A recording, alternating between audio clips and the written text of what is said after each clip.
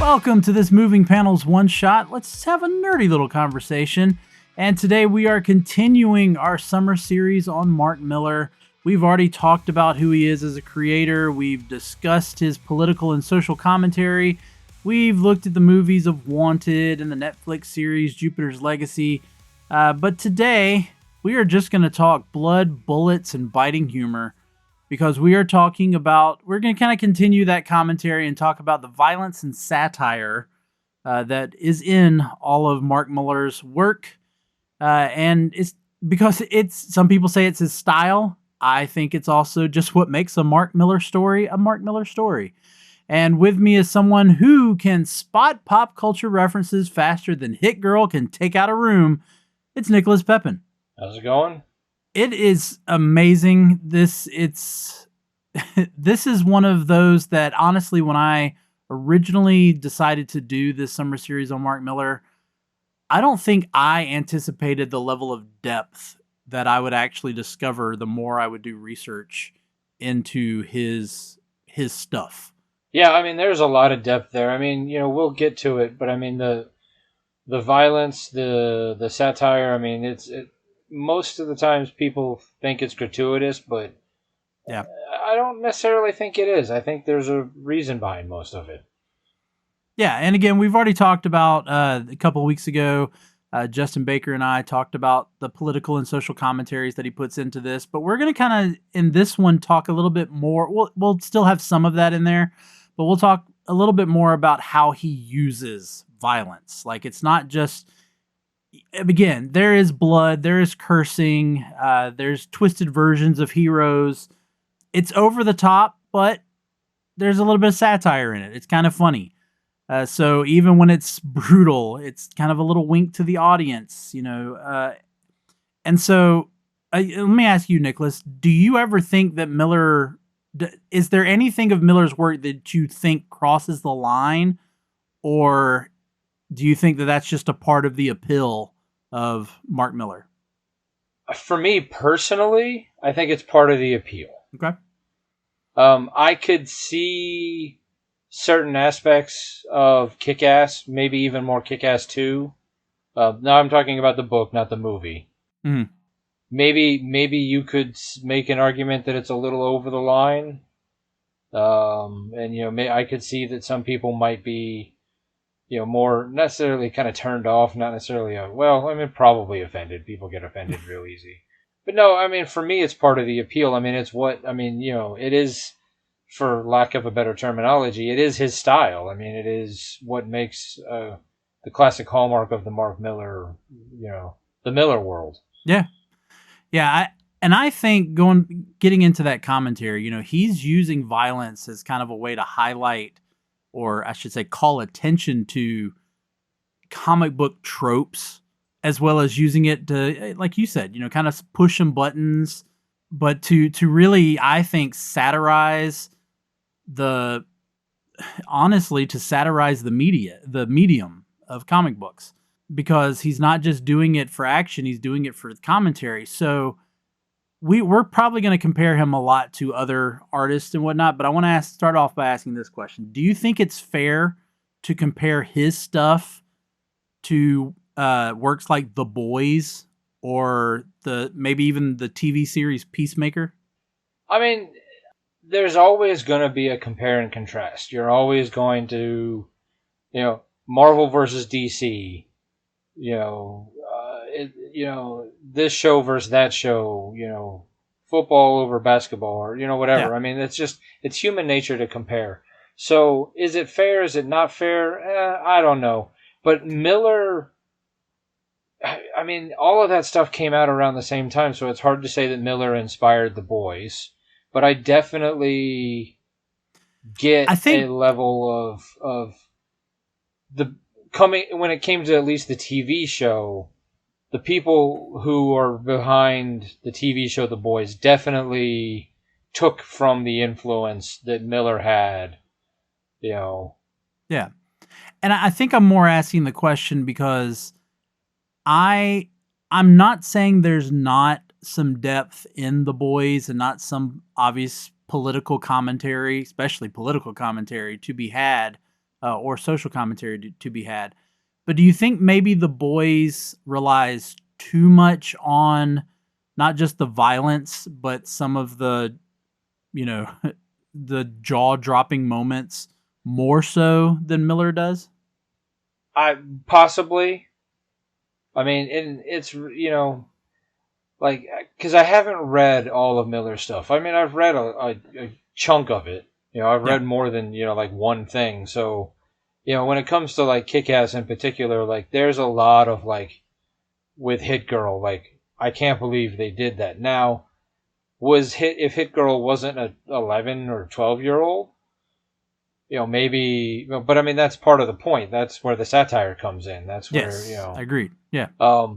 So getting away from being like, I don't know. Like, I mean, The Boys definitely could potentially have being seen as going too far,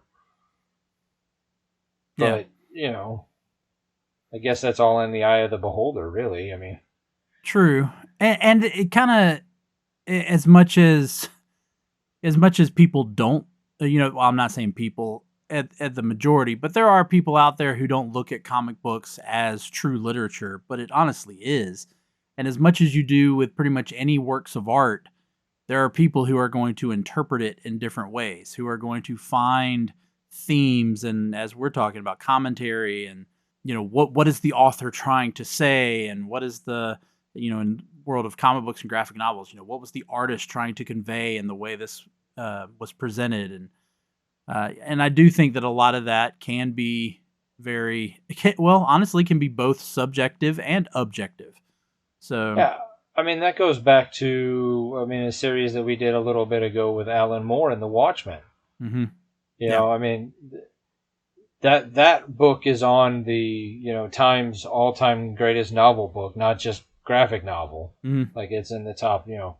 But people read that and take vastly different story points out of it.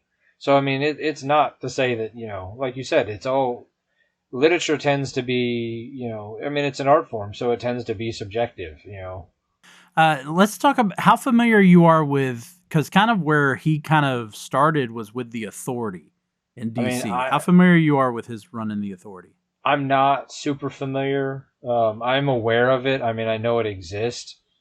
If memory serves, the Authority kind of started as his own thing, and then he eventually, or DC kind of folded it into its continuity. But yeah, but also it's not so just to be clear, it's not a Mark Millar creation.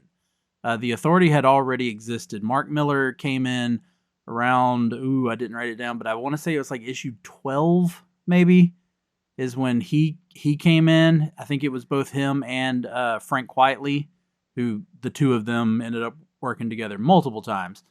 But they came in, and for those of you who don't know what the Authority is, it's pretty much DC doing the Justice League, but a futuristic version of the Justice League, and kind of saying, what if the Justice League just stopped asking for permission and did things their own way?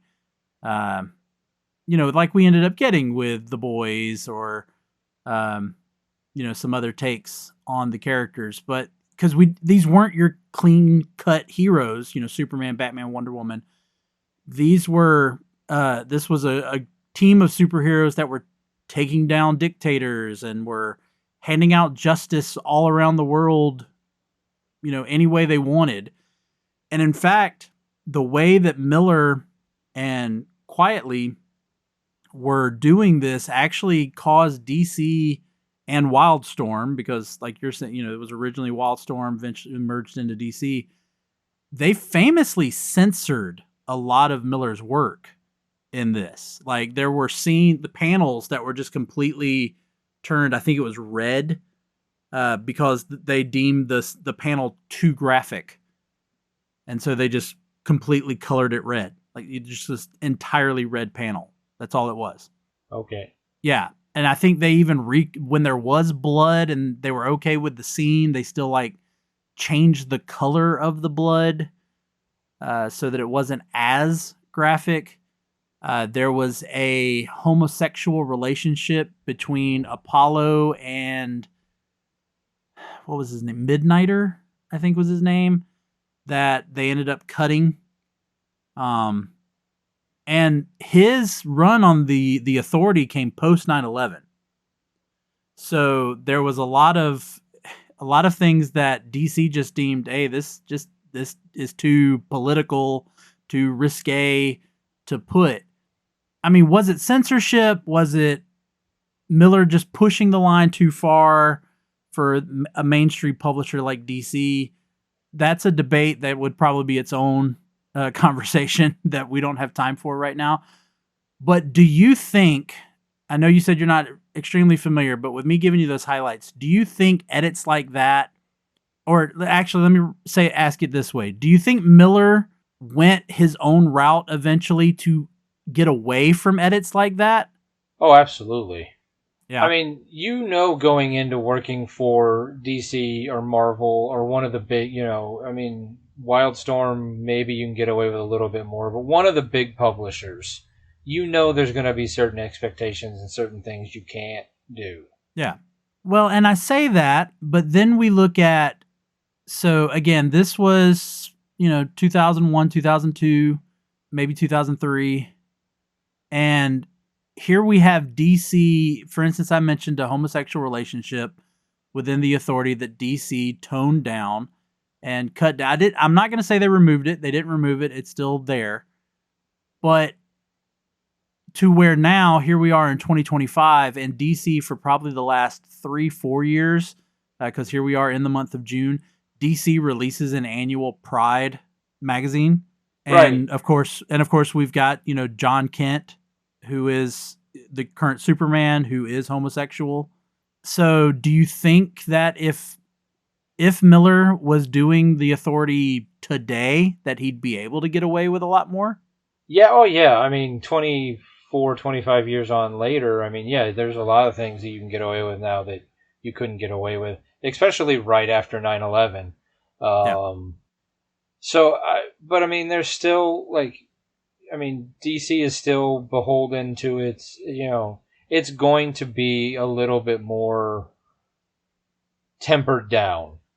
because there's a certain expectation of we have 80, 90, however many years of Batman, we have however many years of Superman. We can't just wildly change everything.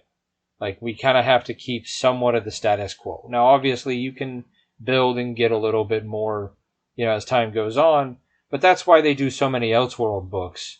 And I think that's why the DC did start Wildstorm and Marvel started, their whatever imprints they have, so they could give their creators somebody, a place to go and be a little bit more out there, a little Yeah. bit more risque. And then when it gets popular enough, they fold it in. Look at what they did with the Ultimate Universe in Marvel. I mean, where Millar also did a lot of stuff.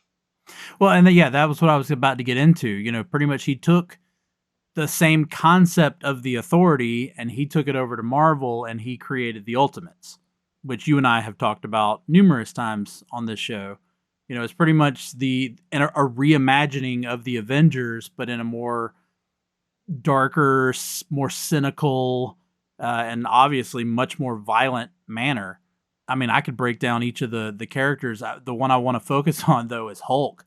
I mean, he turned Hulk into a cannibal. Yes.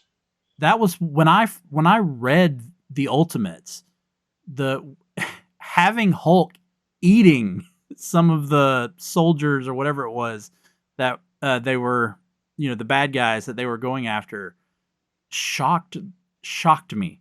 Do you think that his versions of the Avengers, Captain America, Iron Man, Thor, then we had Ant-Man, Hank Pym, the Wasp, Hulk, and then of course Nick Fury, famously, this is where we get the Samuel L. Jackson Nick Fury is from the Ultimates. Do you think that his versions are more, what's the word? More honest to the time, kind of the way we're just talking about, like, could the Authority have existed?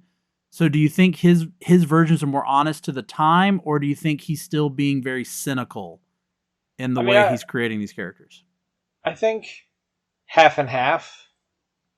I mean, Okay. I think, going Which into I think is the case for a lot of his work. Yes. right. I mean, it's more deeply cynical. Like, all of it's more deeply cynical than, than the original 616 versions. But part of it's like, that's just the world that we live in now Yeah. compared to when they were originally created. Now, part of it's, I mean, prior to, and you'll have to correct me on the year, but prior to, sometime in the mid to late 90s when the Comic Code Authority existed. Mm-hmm. And, Marv Wolfman had a hard time using his own name. Yeah. There was obviously a lot of stuff that couldn't get past the board because, they had some, arbitrary rating system that, was created based off of nonsense. And I think I think you've talked about it before, and maybe one day. Have you ever done an episode on just how stupid the Code No, Authority? we've hit it in some episodes, and I talked about it briefly back when I did my doing the gold, silver, and bronze ages of comics. But no, I've never gone into it in depth, and that would be a pretty interesting one. But yeah, I do think it was. I think it was right at this time because I want to say the comic code went away in I want to say 2001. Yes, I don't know. I don't remember exactly when it went away, but I know it's a lot more recently than it should have.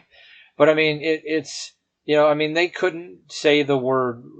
There were certain words they weren't allowed to say, and Wolfman being one of them, or vampire, or there were just random weird things they couldn't get away with. Which is why so many comic companies did have the imprint, so they could do stuff.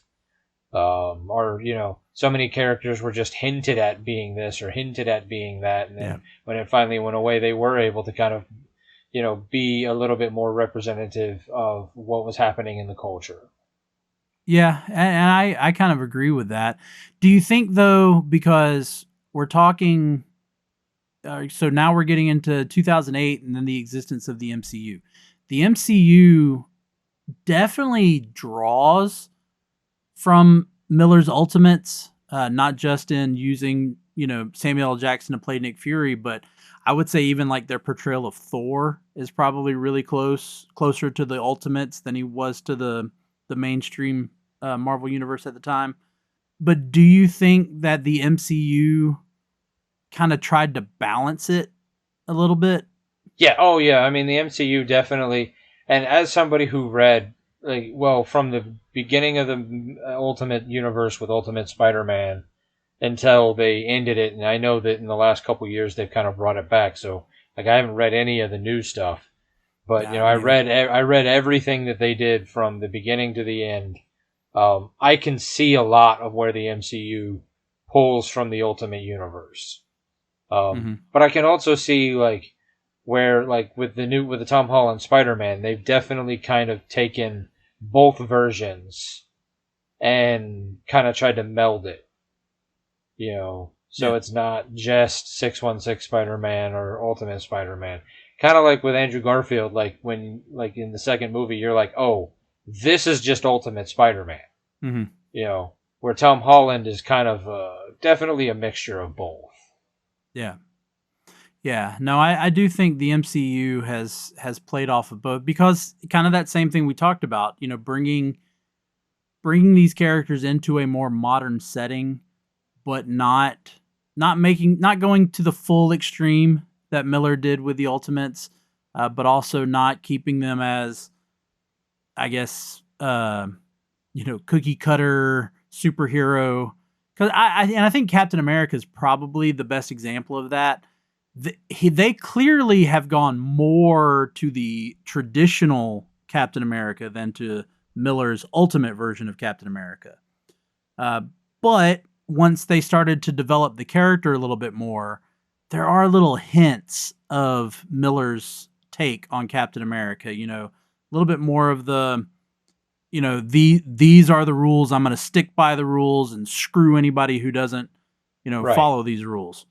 Well, I mean, Captain America's kind of always had the same, knock that Superman has had. He's a Boy Scout. Yes. And that makes him a boring character. But, I mean, clearly, Millar found a way to make Captain America interesting. Sure. And and then they've taken that out of just the Miller stuff and made him an interesting character, like in the regular universe as well. They made the movies.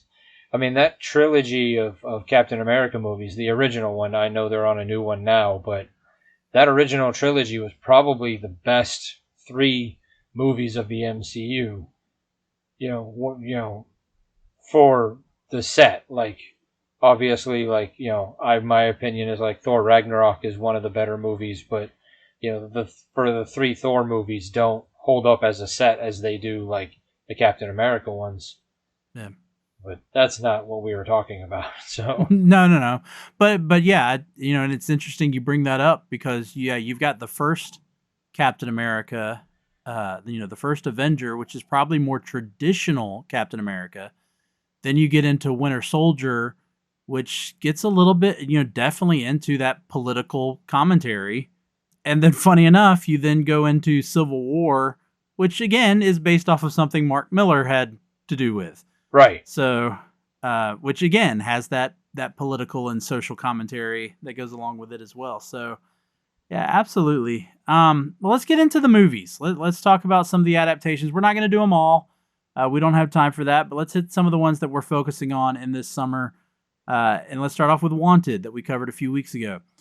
This is the movie and comic, or the comic into the movie, that just kind of gave us a whole new perspective on the world. Like, this world is corrupt and violent, but it's kind of fun to watch. That's kind of the message that Millar is coming across. Of course, as we talk about in the episode, the comic is way darker, a lot more violent than the movie is, but both versions are full of the sarcasm, the cynicism, and it's that message that I think in a lot of Millar's work that he is relaying.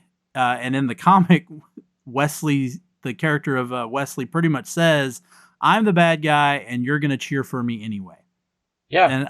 And to me, that screams what Mark Millar's doing in just about all of it. Because we just talked about the Ultimates. The Ultimates aren't the good guys you're used to. There's a lot of gray in what they're doing.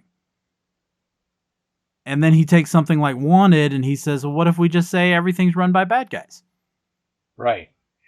Yeah, I mean that's I mean it does create a whole different world, and like you said, I mean, and like we talked about, when we did the episode, I mean, the vast differences between the comic book and the movie, it loses a lot of the satire in the movie. I agree. Yeah.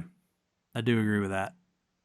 I think there's there's bits of it still there, but you can go back and listen to us talk about that one a little bit more in depth from a few weeks ago. We're also in the process of talking about the Kick-Ass movies, and it's kind of the same thing. The violence is so ridiculous that it becomes satire.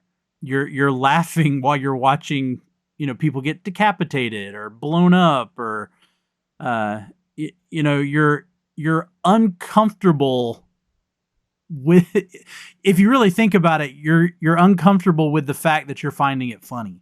Right. And I mean I'll need to rewatch the movies, and I've read the book to 100%. But I've watched them enough to know, like, yes, you're right. I mean, you're uncomfortable with the fact that, like, Chloe Grace Moretz at the time was, barely double digits. Mm-hmm. Yeah, I think she was just a little older than what the character was supposed to be. Right, but not by a lot. And, no.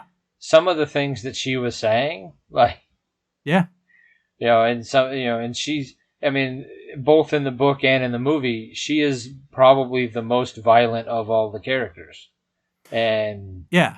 But then what's crazy is at the same time, though, she's kind of one of the more, I guess, for lack of a better word, likable of the characters. Like, you're rooting for her, even though she's doing these horrible things as a quote unquote good guy. I even think back to when you're thinking about the first movie, there's the scene, which is in both the comic and the movie, of where her dad just shoots her, because he wants her to know what it feels like to get shot with the bulletproof vest on. and it's a normal thing for her.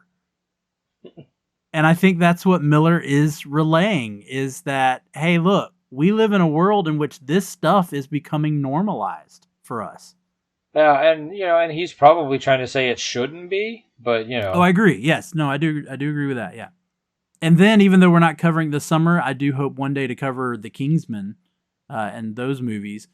But, the Kingsman, I think, even push further into a cartoonish world of violence. Yes. Yeah. And because I will always, forever have the church scene in Secret Service just etched into my head. Yes. Yeah. Where is it Ray Fiennes? Is he the one, or? Well, no, Ray Fiennes is in The King's Man. Okay. So because no. But I'll go ahead and hit that too, because when he plays Rasputin in that one, there's the sword fight where he's just dancing as he's just brutally murdering all of these people. Yeah. No, why am I blanking on who's in the first The King's Man? No, the first one is Samuel L. Jackson. He's the bad guy. Yeah, and then it's Colin Firth. That's who I was thinking of. Yeah. Colin Firth. Yes, when he just annihilates the entire.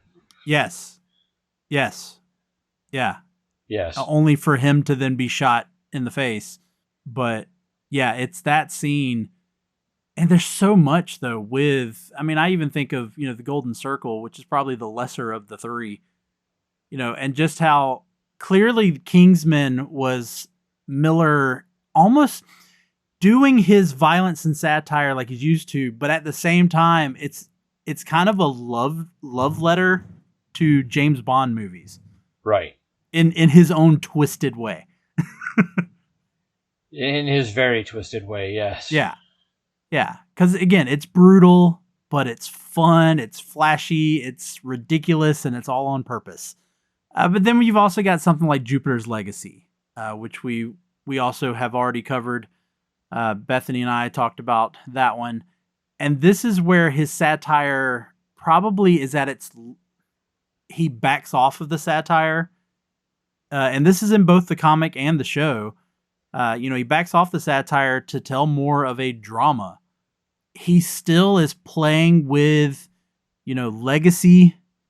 This is the way, kind of like we just talked about with the Ultimates and all.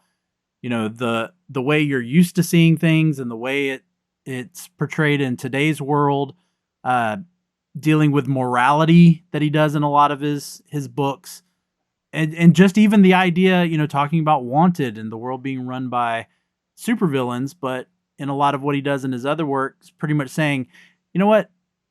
People might think that as they're reading comics, man, the world would be so much better if we had superheroes. And in a lot of his work, and I especially want to hit it here with Jupiter's Legacy, he's also playing off that idea that maybe superheroes aren't always the answer. Yeah, I mean, people have this idea in their head that, like, it's always good, it's always bad. Like, there's... Yeah. I mean, people want to believe, it's A or B. And there's a whole world in between A and B. There's a whole world of gray. It's not necessarily always good versus evil. Sometimes you have to play in the middle. Yeah. And I think him and Alan Moore and Kirkman and a lot of the Frank Miller, better, Frank Miller, a lot of those guys are trying to point that out, of like, it's not just Superman, the virtue, the paragon of all that is good, versus, I mean, I guess just because I use Superman, Lex Luthor, the evil, the avatar of everything that is evil and bad. Like, it's not always the corporate world. Yeah. Right. It's not always that. Sometimes it's, their whatever version of Captain America in the Ultimates is like, he's kind of a jerk. He isn't necessarily always out for the best interest. Sometimes he's out just for himself. And, sometimes that's the way the world is. But sometimes that's what we need, Yeah. Yeah. And you get into talking about comparing him with Alan Moore, Frank Miller, Robert Kirkman. I mean, all of them have done this commentary in their own way. Uh, we of course we did a whole back when this summer series was actually our March Madness. We did a whole month on Alan Moore and his works on both Watchmen, which is what we're just talking about. That superheroes aren't necessarily the answer, uh, but even something like V for Vendetta, and talking about the government, and but then you got like Frank Miller, who, in my opinion, that man uses violence like it's an opera. He makes violence a beautiful part of his stories, and that even includes something as violent as Sin City. Like Yeah. Sin City is the way that it is done. It just it's gritty, but like I said, it's operatic in the way he's because he's creating almost like mythology with his. But then you even get into the Dark Knight Returns, which I wanted to bring up earlier, where he has a lot to say about political commentary in something like the Dark Knight Returns. Then you got Robert Kirkman, especially with something like The Walking Dead, where he's using violence to really just punch in the gut. I will never get over, and I'm not going to go into detail about it, but Michonne and the spoon with the governor. That's all I will say for anybody who's ever read the comic. Those panels are etched in my mind. Because what Kirkman does is raw, it's emotional, and which that scene with Michonne is, but he does show a lot of times that the violence we take on others comes with consequences. And I think he even did that through Invincible. I'm not as familiar with the comic Invincible as I am with the show, but I can see a lot of that in it as well. But what are your thoughts on Frank Miller, Alan Moore, Kirkman that you haven't already said in comparison? In comparison, I think you're right. I think Frank Miller plays a lot more with violence than he does satire. He does have commentary, yes, but it is much darker and much more bleak. Alan Moore is nothing but bleak, but I think Alan Moore hates everything, not just yeah. And then I think Kirkman is probably a lot closer to Miller. Mark Miller, yeah. Yeah, you're right. I'm Mark Miller. I'm still getting used to the idea of calling him Mark Miller instead of Millar. So, Kirkman is a little bit more earnest with his violence in The Walking Dead, but he does cut it with, humor occasionally.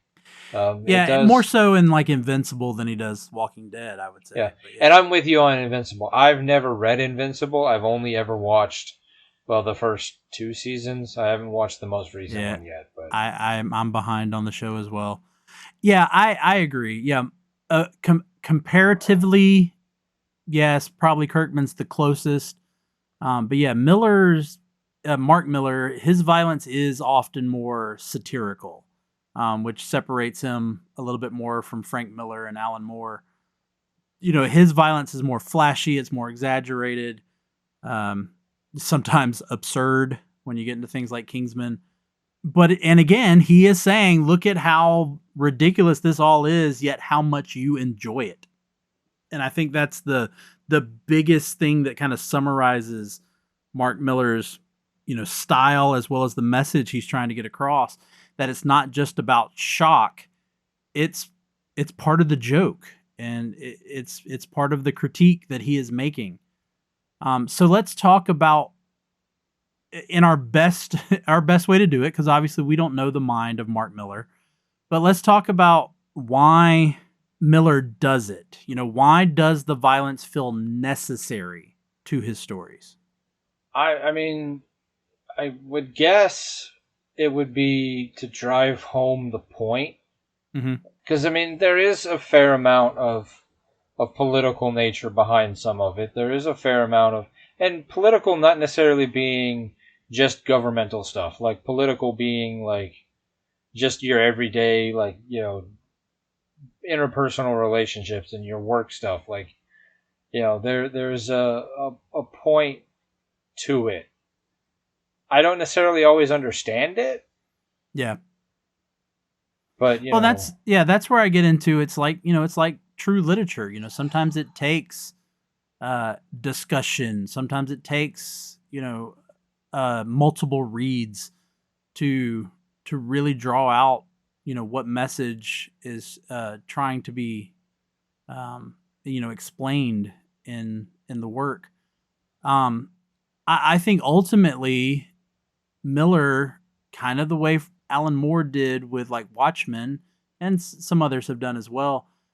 I think he is trying to say, hey, look, let's stop romanticizing superheroes. Let's talk about what the world would actually be like if people had abilities, if people had powers, if people could do these things that you've read about for, close to 100 years. Because even in Millar's work, if a story gets too clean or it starts to get too noble, and this probably goes to Jupiter's Legacy more than any, but Millar comes in and hits us with a reality. It's like, well, hold up now. What would it look like if you had superpowered people that were, well, I guess you could also get into this with Civil War. What would the reality be of unchecked power, and how could power corrupt? Could power be used against us? What would that actually look like? And unlike, Frank Millar, he doesn't go, or even Alan Moore, he doesn't go full, gritty, dark. He always has that satirical edge that reminds us, you're still reading a comic book. This is still supposed to be for fun, even if I'm going to make you extremely uncomfortable. Right, and that's where like the nihilistic approach that Alan Moore has is, I mean, he does some really good stuff, but it's not as much fun as Mark Millar is, because like you said, he does want to have fun with it because you are reading a comic book. Like, I like sitting down and reading a book where I'm reading about a world where everything is more black and white. Everything is more good versus evil. Because I live in the real world. Yeah. I don't necessarily want to just go see a movie where it's only the real world, or read a book where it's only the real world. I like the escapism. No, So, yeah. I mean, it is okay sometimes to sit down and read, something that's a little bit more real or a little bit more grounded. But, sitting down and reading something like Kick-Ass where everything is just hyper realistic. Everything is, like it's our universe, but just like one step over, Yeah. like it's the multiverse thing where like everything is the same except, Yeah. it's like the Fast and Furious franchise. Like everything is that movie that whole franchise takes place in another world where physics doesn't apply. Yeah. Yeah. And so which if you go back to our Wanted episode, we also discussed that potentially it's the same world that the movie Wanted exists. Right. But so like I like the idea that like in the Kingsman universe, like everything is maybe a little bit more amped up because it's not as realistic. Like it's more fun, but it still can make you think, and that I think absolutely. that is the beauty part about comics. And you said it earlier, and I know, and it's going to be forever debated. But when you look at the art of like John Romita Jr., Frank Cho, or those guys do really great art.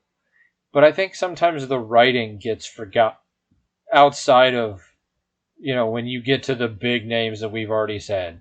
But like somebody like Brian Michael Bendis, who's every bit as good, sometimes gets forgotten because he only writes, and I'm using physical air quotes here, comic books. Yeah. He doesn't he doesn't write a novel like John Grisham or Michael Crichton. He just writes those silly little books. And so like I think because Millar does kind of color outside the lines a little bit, people maybe take him a little bit more seriously. Yeah. No, it's very possible. Yeah, and yes, Mark Millar can be brutal, he can be gross, and his work's not going to be for everybody. But like you're saying, there's always something beneath the surface. He's not just putting violence and throwing blood onto a panel for the shock. He's trying to make a point, but he does it in a way that, it's kind of scary that you still kind of enjoy it with all that violence. Yeah. And I think there's a reason why somebody like Millar has influenced the MCU and a lot of the other stuff, where the people who do it just for shock value are forgotten. Yeah, no, that's true. I mean, I hate to say it, but you look at a lot of, there's a lot of people who are still famous or still well known, like Jim Lee and Todd McFarlane. That when Image came out, that was kind of the thing about Image. Was Image really pushed those barriers of violence and what you could see in a comic? But honestly, who remembers a lot of those early Image comics? Other than Spawn, and there might be some people who still remember the Max, but there's still a lot of those comics that came out that I'm even right now trying to rack my brain remembering some that I know I read, but like I can picture some of them loosely, but I can't remember the character names. But again, that was because a lot of them were just doing violence for the sake of doing violence. They were just doing big and flashy and stretching those boundaries just for the sake of stretching those boundaries, just because DC and Marvel said you can't do this, so they were like, okay, well then we'll do it ourselves. But that's the genius of Mark Millar. He makes you question your own reaction as to why you are having the reaction that you're having when you read his stuff. And I think that's absolutely what keeps him relevant and keeps a lot of his work. And the reason why so many of his, you really look at it, so many of his works have been adapted, whether a good adaptation or a bad adaptation, they have been adapted into movies and TV shows. And he doesn't fight them like other people. Nope.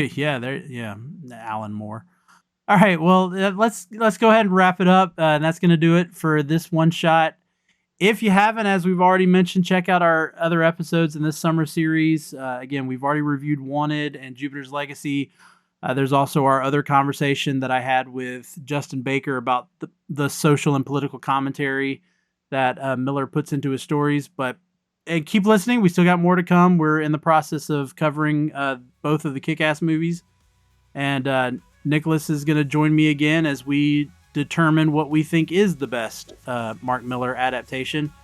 So keep listening. We've still got more Mark Millar madness in store. But thank you, Nicholas, for joining me on this discussion of Mark Millar. Always good to be here for a fun conversation. Oh, and it was. But we'll go ahead and wrap things up, rate and review the show. And as always, for today, for Moving Panels, I'm Laramy Wells, and I'll see you on the other side of the page.